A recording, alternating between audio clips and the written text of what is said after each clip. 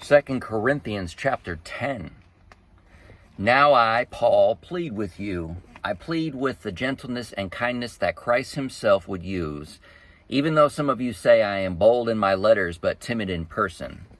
I hope it won't be necessary, but when I come, I may have to be very bold with those who think we act from purely human motives. We are human, but we don't wage war with human plans and methods. We use God's mighty weapons, not mere worldly weapons, to knock down the devil's strongholds. With these weapons, we break down every proud argument that keeps people from knowing God. With these weapons, we conquer their rebellious ideas, and we teach them to obey Christ. And we will punish those who remain disobedient after the rest of you became loyal and obedient.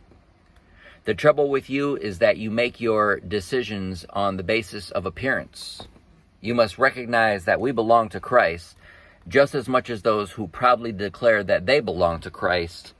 I may seem to be boasting too much about the authority given to us by the Lord, but this authority is to build you up, not tear you down.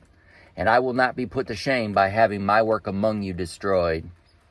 Now this is not just an attempt to frighten you by my letters.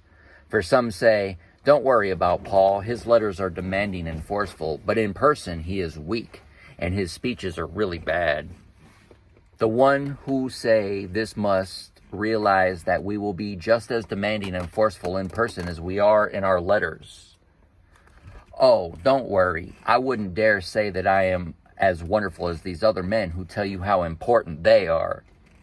But they are only comparing themselves with each other and measuring themselves by themselves. What foolishness! But we will not boast of authority we do not have. Our goal is to stay within the boundaries of God's plan for us. And this plan includes our working there with you. We are not going too far when we claim authority over you. For we were the first to travel all the way to you with the good news of Christ. Nor do we claim credit for the work someone else has done. Instead, we hope that your faith will grow and that our work among you will be greatly enlarged. Then we will be able to go and preach the good news in other places that are far beyond you, where no one else is working.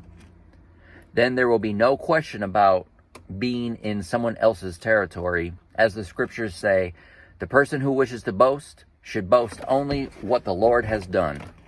When people boast about themselves, it doesn't count for much. But when the Lord commends someone, that's different.